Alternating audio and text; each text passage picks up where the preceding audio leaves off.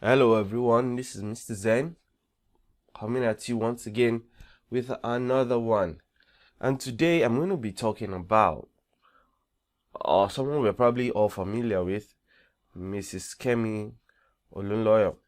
Now, the only reason I'm going to be talking about this woman is this because the Timi Dakolo versus Fatoyinbo rape allegation, which is going on and just happened. And I really think this video, the real purpose of this video is not really to make her look bad or, insult her or anything like that. But I really want people to understand the woman we are dealing with here. Because initially, this morning, I saw a post from her and I was kind of pissed off. But when I started doing my own, checking her out, her history and everything, I kind of started feeling bad for her. We need to understand who we are dealing with here, because when she says she's doing investigative journalism or whatever she says she's doing, we need to first look at who's talking. If someone that doesn't have shoes is trying to tell you that the shoe you're wearing is bad, you really need to look at the shoe the person is wearing, because this woman needs more help than a lot of people I know. I think I kind of pity her actually. So let's really talk about her and what is the truth behind this woman and what motivates her to do the things she does. I mean, when you wake up and you paste somebody's address online, when you dox a family, forget, even if one person has, because it's not everybody, are the children guilty of the crimes of the parents? Do you know what it means to dox, to put an address online in a dangerous country such as Nigeria? You need to ask, what kind of person will do that? It doesn't matter. You must have some sort of empathy. You must have a lack of empathy and human feelings to do something like that. So let's talk about Miss Kemi Olunloyo. She's the daughter of the Oyo State Governor, former Oyo State Governor, Mr. Victor Olunloyo, and the second of 10 children. Now, she lived in Nigeria for 14 years and spent like 30 years in the United States, of which she probably had issues there, and she had to run over to Canada because she was in Canada for 5 years before getting imported to Nigeria. And that was mainly because her refugee visa something expired and she was deemed a flight risk. Now that means she was in Canada as a refugee, meaning something went on in the US. Most people run from the US to Canada for if there's some issue, or the other offer medicals. Now, that's one thing. Only, it's hard to kind of find. I don't really want to dig too much, but this is just what I found. The thing here is this. It's hard to find exactly the details of what went on in the US. But for her to have had refugee status in Canada, something must have gone up, or she didn't have her papers or her papers weren't intact. But how do you stay in a place for 30 years without having your papers intact? So that's that. Now, she has also worked with channels. She's actually done some things in media. She has worked with CNN, CBC News, CTV, BBC, and the NTA. She has appeared as a reporter and discussed topics like terrorism and health topics and all that, which is good. But it's this which still is funny. How do you work with all these type of big companies and you get deported from that country? Something really must have gone wrong, and it still has to do with her personality, because her personal life is not it. Now, if you look at Nige.com, I found an article here. Now, I'm not going to bring anything that isn't online. I'm not an investigative journalist like she is, bringing out shit without any evidence. Anyway, she is someone that has actually tried to kill somebody, and that person was actually her fiance. She actually tried to kill him, and using a gun. Now, look at this article on Nige. It says here that she's a personality of social media, she's a journalist, and also a gun activist. One of her statements is that guns should be legal in Nigeria. Can you really imagine such a thing? Guns being illegal in Nigeria. As if it's not bad enough already. Now, do you know what she said when it came to her husband? She was like, it was, according to her, it was domestic abuse. Now, she's calling domestic abuse. Well, there is, according to the way she investigates, there is no evidence, so I can't believe it. There's no evidence. Does she have photos? Is there CCTV footage? You know, there is no evidence to say that it was actually domestic abuse. But let us just say that domestic abuse. She said, "Do you know I shot my fiance in the head while defending myself in an abusive situation at 8 months pregnant?"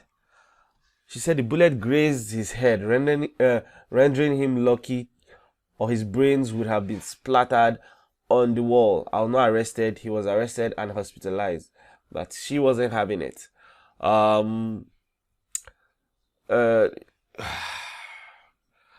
If you're in an abusive relationship, why didn't you just leave?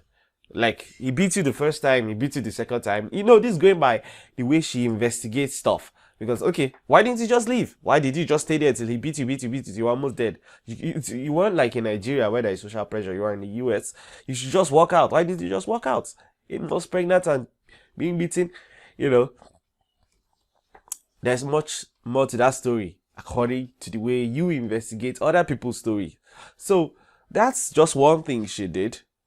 You know, now she spent a couple of months in prison in Nigeria, and you see, the charges was alleged cyber crimes and defamation of character after accusing Pastor David BME.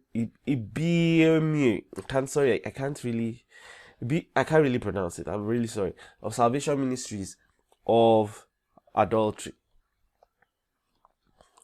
What is your business, really? What is your business? What is your business?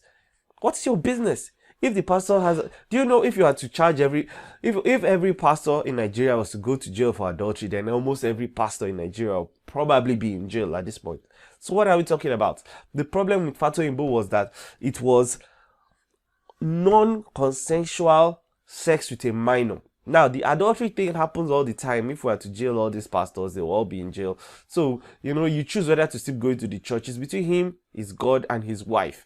But for you to choose whether you still want to keep going to that church or not. Salvation is a personal thing. Why you start posting somebody's personal business and you don't even know if it's true? You just, oh my God, because you're so sure you're right. Because you what? You had a few, you were CNN for 30 minutes. Because you weren't really that important in CNN from what I gather here. But anyway, let's not get into that. So that's just another thing. You know, one reason she has a habit of posting lies. She's talked about Linda Ikeji and so many other artists. And no one takes her seriously because everybody thinks she isn't mentally stable. And according to another article from Nige.com, even her children were taken from her in the US because she kept harassing them and there were some other things she kept doing, and the children were taken from her and she hasn't really seen them since. You know, that is still where I'm going. I'm still going to land where I'm going. Now, I'll just paraphrase over some of the other issues so we can just get an idea of the kind of person, of what she's gone through, what her life has been.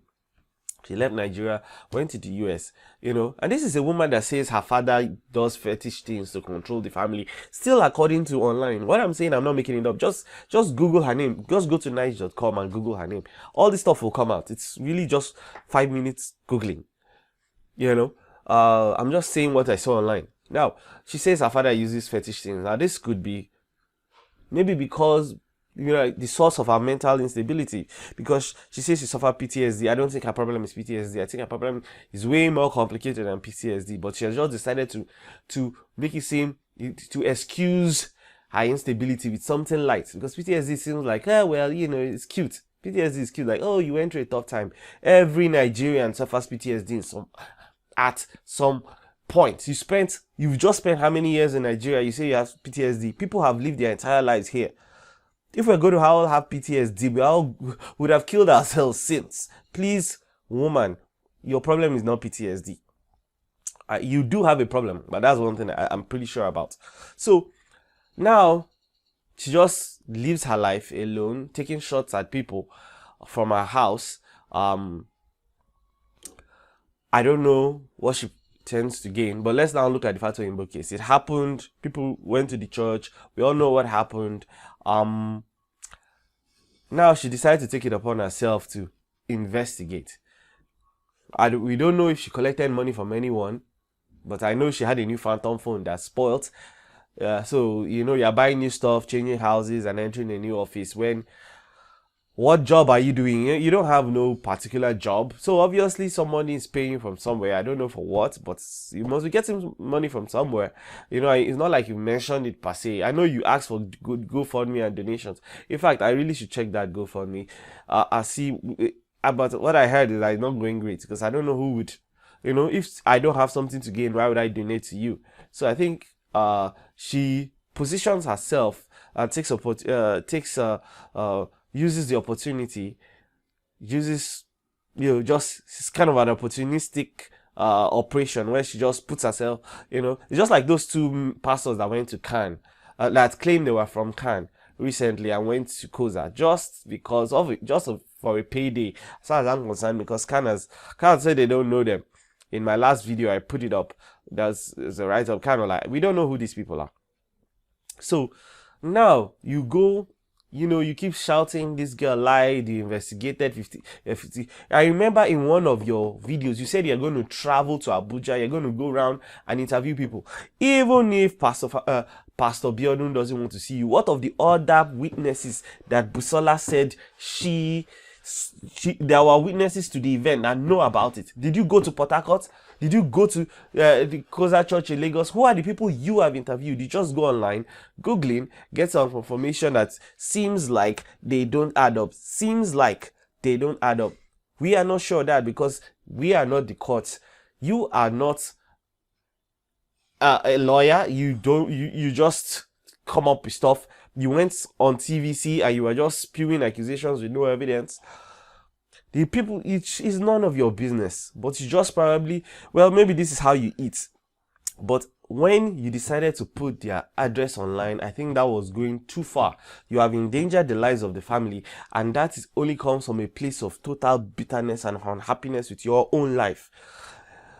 Let us look at this woman let us really analyze this woman. I implore anybody that watches this video to Google this woman and really conclude for yourself. She is a very unhappy human being. Extremely unhappy, extremely lonely. Now, she comes from a background that probably has some fetishness in it. It's not her fault, but at the same time, this is a woman that says she got married in prison to somebody we don't know. What, did you marry a woman? How did you get married in prison? She probably has some sort of mental instability going on. Everybody says it. Even her family member says it. Everybody you talk to will say she's not well in the head. Nobody should be giving this woman money. Is like enabling her. She needs help. She needs serious help. She's unhappy and she projects her unhappiness to others. She's the kind of woman that will be your neighbor, and anytime she hears you guys laughing in your house, she will be filled with such anger and annoyance. She will hate the happiness. She's the kind of person, she seems to me like the kind of person that hates when somebody else is happy. That is just the truth. Except she has something to gain from you. That is how I see her. And nobody should take this woman seriously. Well, I've said what I can say on the matter. I really hope everybody can just take note on this. Let's leave the Fatu Imbo matter. It's in the courts.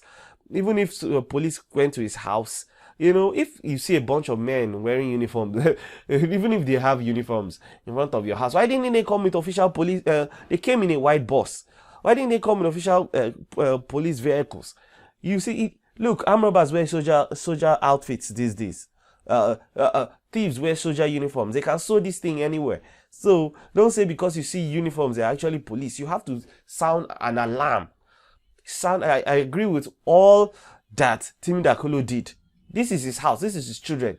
You want someone break into the house and shoot all of them? They'll say it's police. Then we won't know what happened. Look at the country where people are being killed left and right. We're not even sure what is going on. So the woman doesn't know what she's talking about half the time. Now, if any other thing happens, let us just leave the matter be. And to Mrs. Olunloyo, I don't know if she's married, who even knows. If you watch this video, this is not an attack. but this is just the facts on ground. It's not something that isn't online and people can find out in 5 minutes. You need help, like serious help. I don't know if you can even get that kind of help in Nigeria, but you really need help. But I really hope, and I also really hope nothing happens to that family because of you doxing them. Because if something does happen to that family because of you doxing them, it's not going to be easy for you. That is the truth. And that is the truth. You think you have PTSD now? Where you put children at risk? You call yourself a journalist? Is that what they taught you in CNN? Okay. Alright guys, thanks for watching. Please give this video a like, a thumbs up. Subscribe. I don't usually do this type of rant videos, but I don't know. Thanks guys. Hope you guys have a lovely day. Take care now. Bye.